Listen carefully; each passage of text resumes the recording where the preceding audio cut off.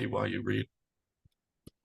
You can so drink coffee. That Okay. is absolutely a must.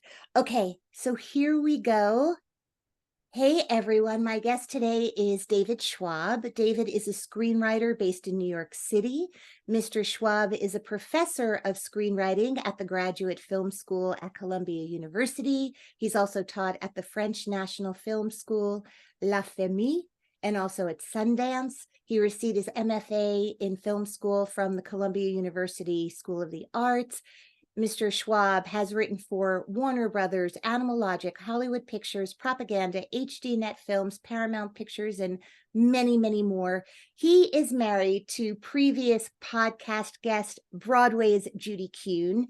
He is also just one of my favorite people on the planet, and soon he will be yours as well. And I am so thrilled to have David Schwab on my podcast. And for listeners at home, just so you know, friends of David Schwab call him Schwab. So I think for this interview, that will probably come out of my mouth, and I hope that's okay. I like that, Schwab. You like it? Okay. Yeah, oh yeah, Schwab. everybody who loves me calls me Schwab. Well, I love you, and now thousands and thousands of people around the world are also going to love you and call you Schwab. So I have had the honor of reading so many of your screenplays, and I always come away going, this is just one of the most beautiful writers I've ever met. And I want to go back before we talk about craft and ways in which you have learned not just to hone in on what stories you want to tell, but help other people figure out what stories they want to tell. Yeah.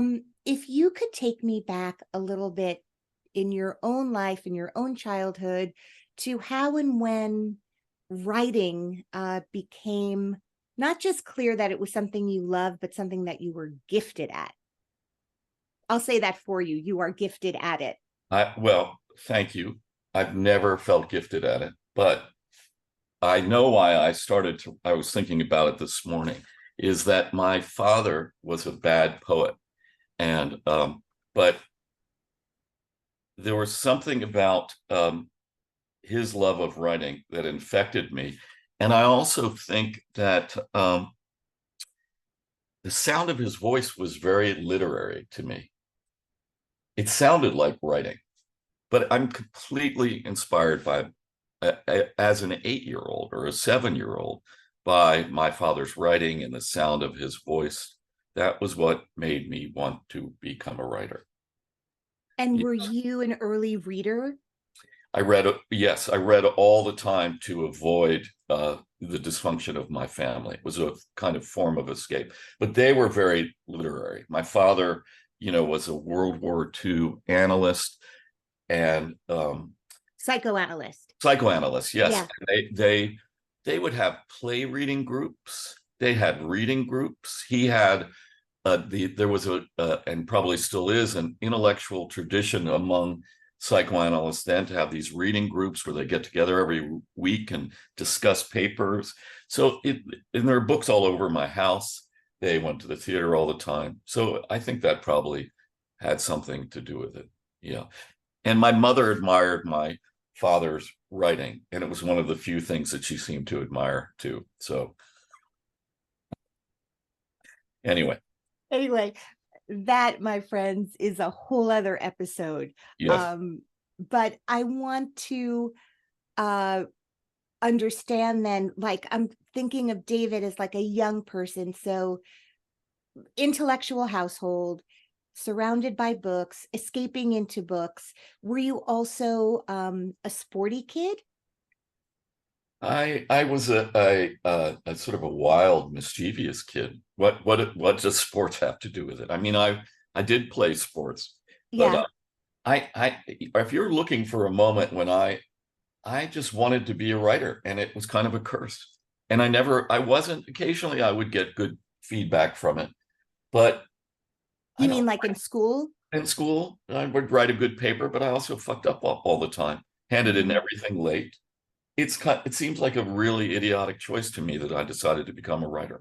I'm very serious. I guess I was asking about the sports because I was trying to figure out were you a loner kid in your room reading and scribbling in a journal, or were you No, also socially I adept and out there? And was out there. I had a huge social life. Yeah.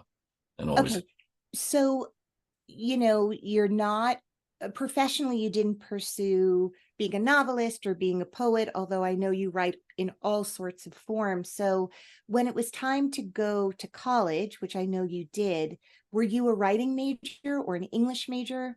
I took some writing courses, but I dropped out of them Okay. All right. So because what is the story? I was intimidated by them, and I Huh. thought it was I really didn't think I was very good at it. Okay. So how did it become your profession? Uh, I I left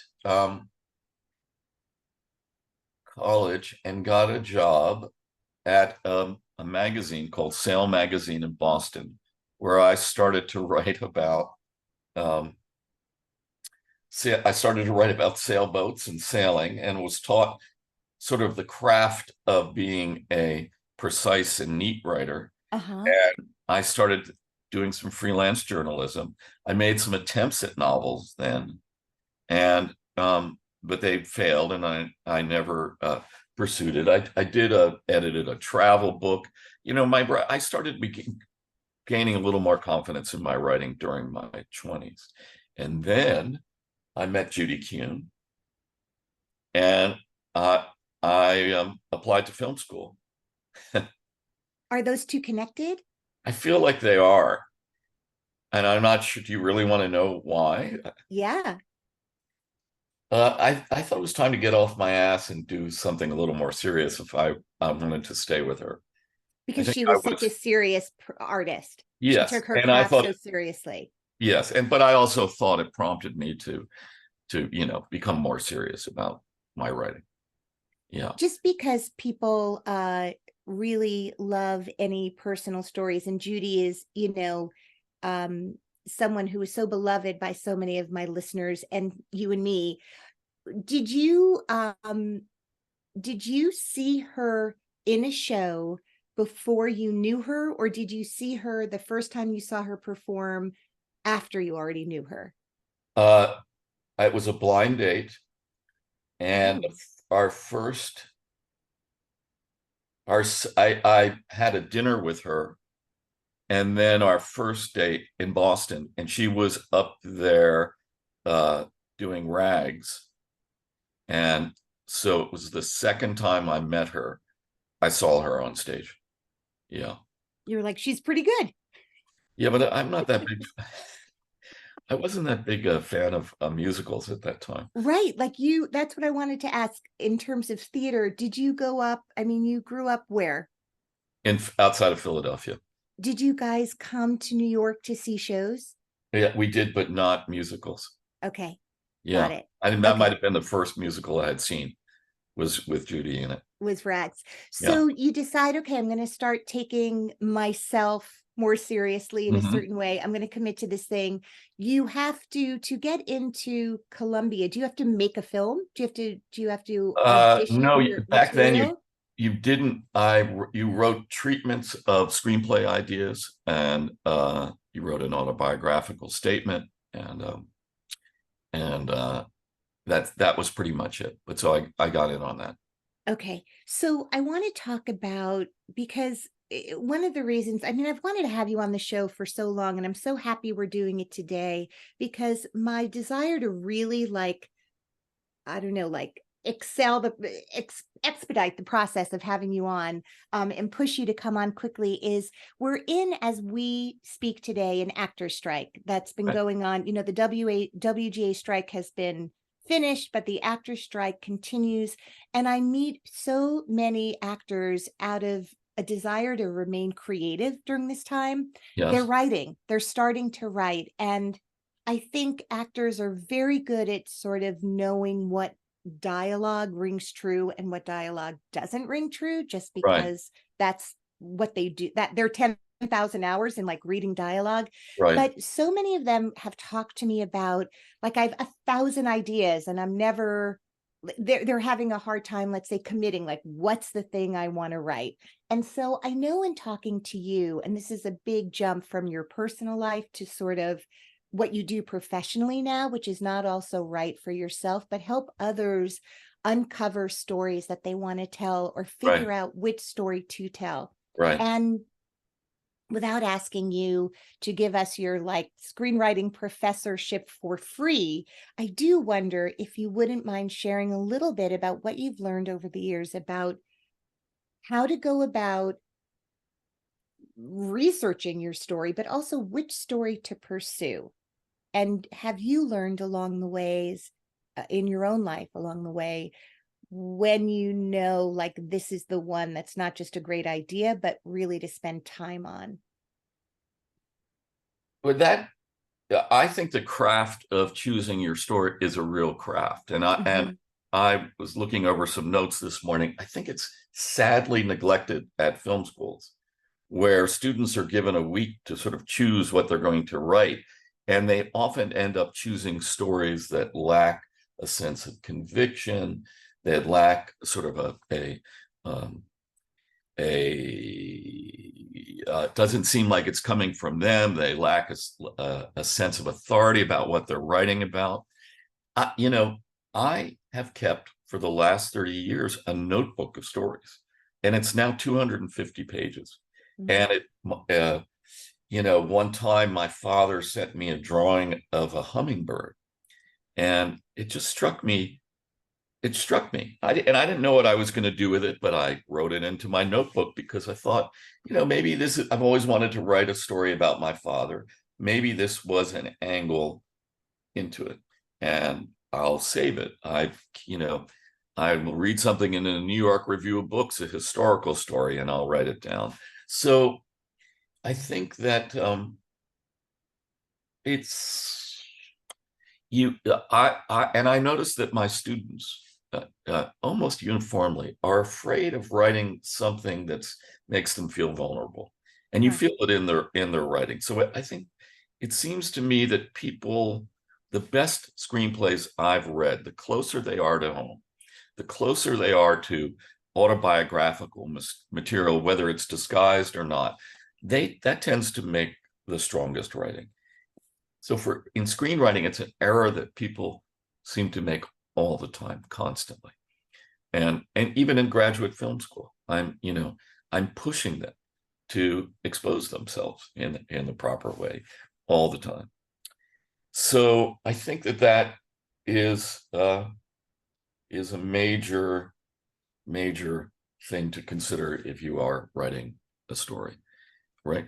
Are there prompts for something like that to open yourself up in that way?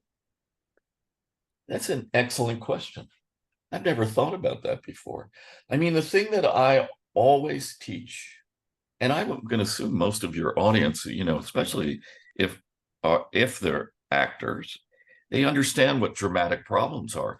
But I don't think you can write a story unless you fear for the character that you're writing about. The audience fears for the character you're writing about. That somehow they're in danger, and um, and I think that and that means, you know, it can be Saving Private Ryan. They are in uh, physical danger, or it's an internal problem. You know, Jack Nicholson in Five Easy Pieces, he's leading this sort of empty, frivolous life, and you feel that if he doesn't address it, he's going to be alone. He's going to be full of regrets. So I think that the first test of a story is, do you have a substantial dramatic problem that can sustain a movie? When you And I think that you as so then a writer who's thinking about a story, I think that they should have a dramatic problem that they understand, that they can feel, that they can write about. You know, does that right. make sense? Yes, yes. So in order for you, because you've been writing for many, many years now, how different is it to teach about writing to teach the craft and do the craft? Like, That's yeah. how Well, do you, I mean, that's two different parts of your right, life and your brain and your forward facing. right. I mean, right, not right. Um, I think that that's an interesting thing. You know, the one thing that I think teaching makes you a better writer. It forces you to articulate um, those um, the things that you need to apply to your own writing. But it, it's very easy to say these things. You know, my writing teacher, first writing directing teacher, was a director named Amir Kusturica, who won Cannes time and time again. And he was from then what was Yugoslavia, and he came into class, he could barely speak English, and he said, character must have dramatic problem. And I spent years thinking about that. Mhm. Such a simple statement. I feel like people fail to understand, my students fail to understand what a dramatic problem is. And I don't know whether it's because they're young or, I mean, they're in their 20s. I don't know why it takes so long to understand this craft, which can be explained simply, but is so difficult to really get into your bones. Right. And that statement, a dramatic problem, is just as relevant whether you're writing a drama or a comedy. I Yes. think people think they're very different in terms of what the character wants or needs or is going through. And I would imagine it's just a different way of telling the same want story. Yes. And also it took me years and years and years uh to actually put what I'm talking about into practice, because I was afraid of doing it. You know, and Frank Daniel, who's my favorite writing teacher, and he was part of the Czech New Wave, said you can always tell the students who are scared because they turn to genre. About the students who are afraid of telling their stories turn to genre. Yeah, it's safer. So what are, I mean, now that you are, I'll use the word seasoned, like someone who has completed many projects, meaning, you know, at this point, I'm sure every time it feels scary, but you have done it enough. You have finished enough screenplays that you have written for yourself or for somebody else with a deadline. So you have accomplished that. And Right. so I'm sure the process remains elusive at times, but you are at a point where you're like, I've been hired and I finished the thing and I can Right. rewrite and rewrite. Have you learned for yourself at this point rituals or things you need every day to be a writer? What do you need to do every day? What do you Right. need to, what are the parameters that I you know see. you need to be successful? Judy told me last night she had heard an Olivia Colman interview about her process. Have you heard this? And she said, this is how her process goes. Scared, scared, bored. I think that everybody has a time of day when they write the best. Yeah. I think that, for me, it's early in the morning. The earlier, the better. I think that it's important to, I don't know, you can do 2 hours, 3 hours. You can't, overwriting is a terrible thing. I think that you have to have,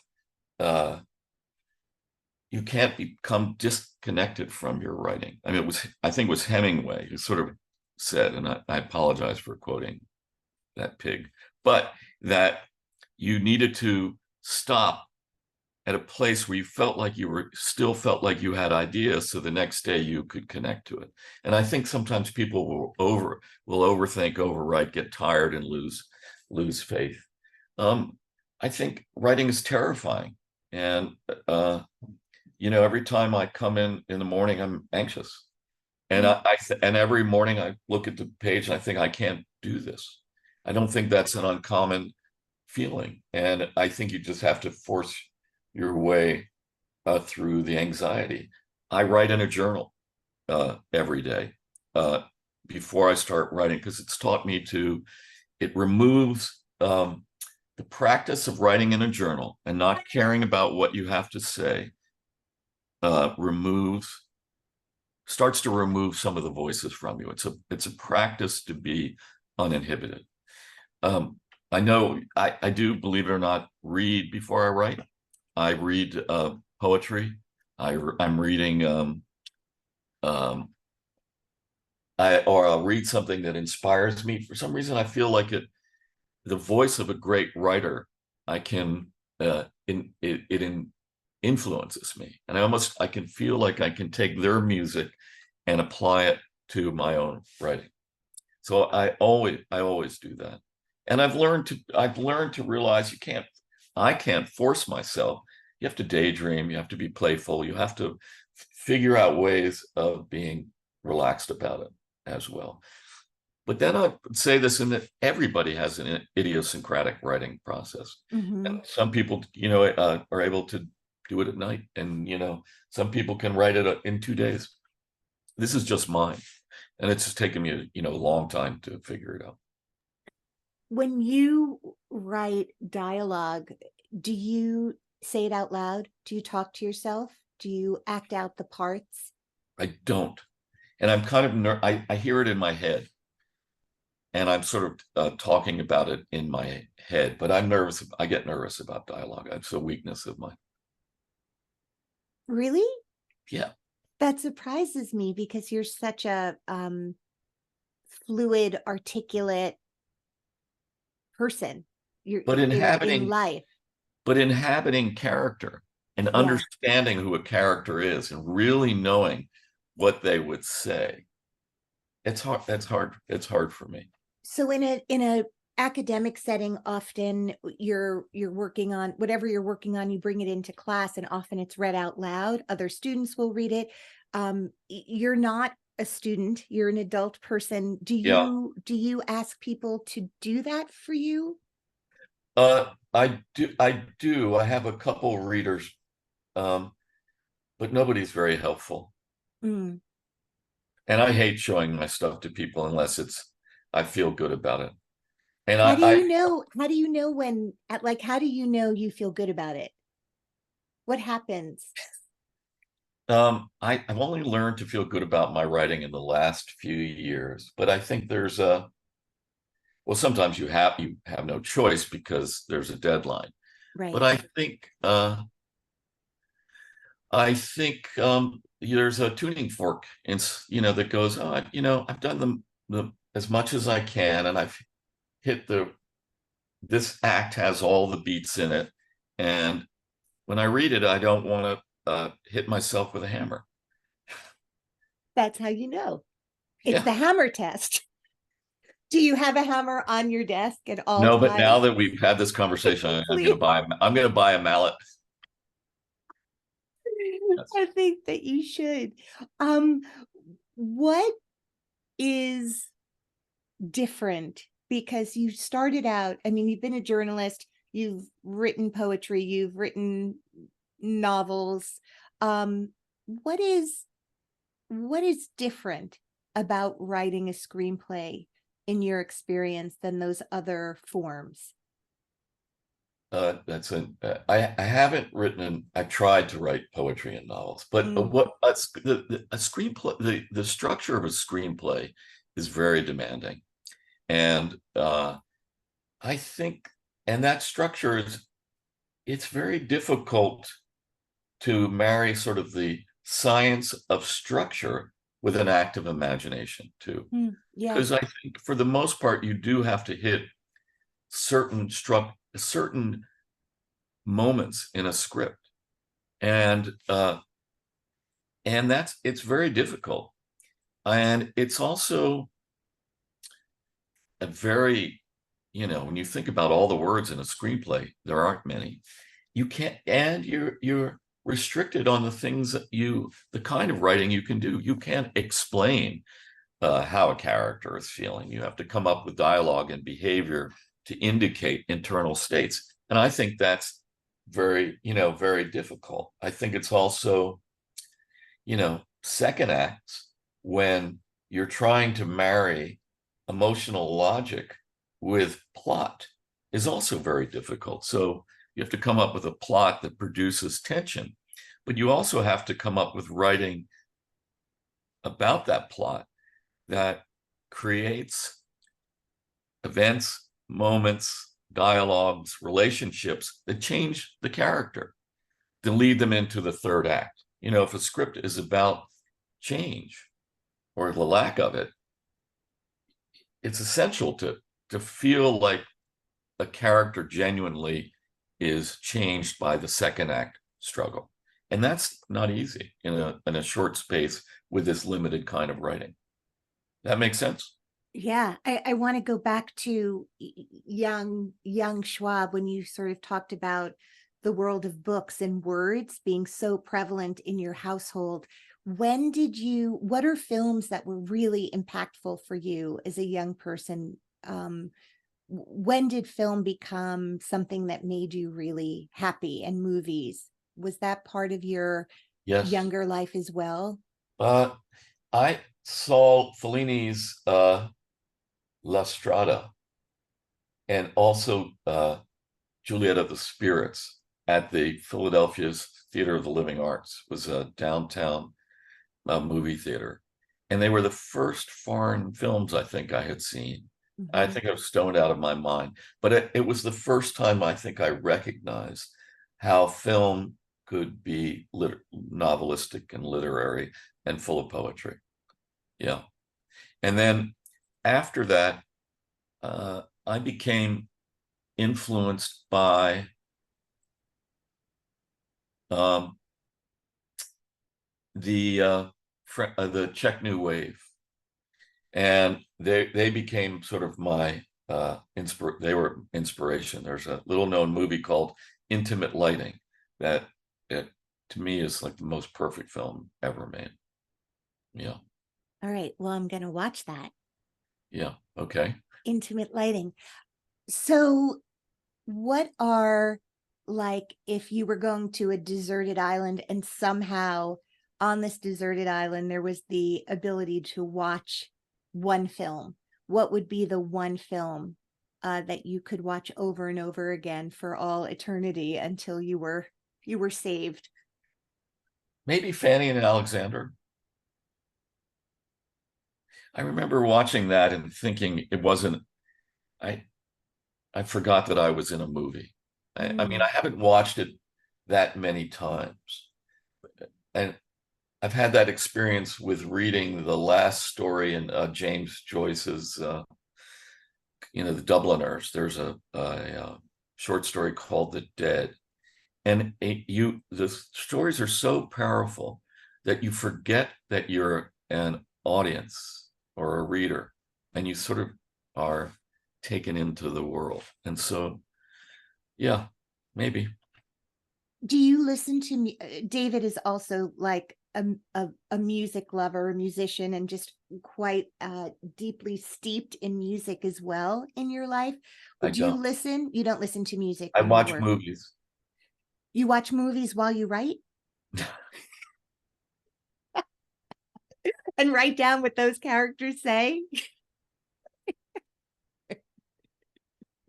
You know what? I'm gonna write this movie. This is good.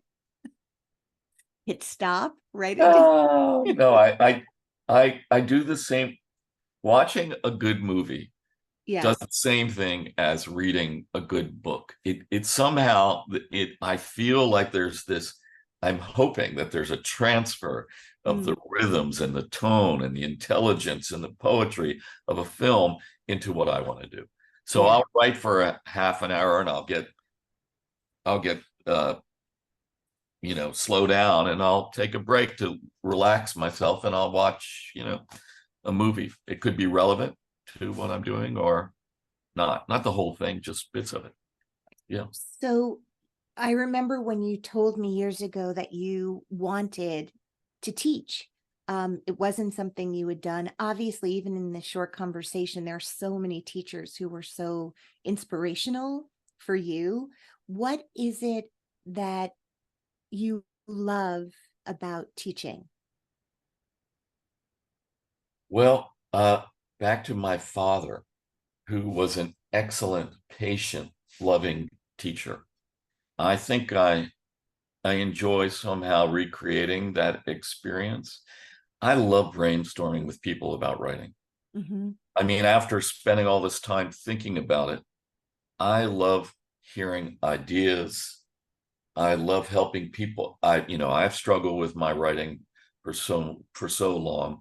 I like helping these students struggle with their writing. I I love listening to the ideas of other writers, um, especially the younger ones, because they're teaching me things that I wouldn't know. So, you're in this room listening to all these smart people talk about their ideas, and it's wonderful. I mean, I think I come away learning quite a bit, and also I like feeling like I'm in a position of authority because it doesn't exist anywhere outside my life. And it feels like I'm being a parent again, which I enjoyed so much. Mm-hmm. And there's something about that that's, you know, I think, relates to it as well. Yeah. Yeah. Okay.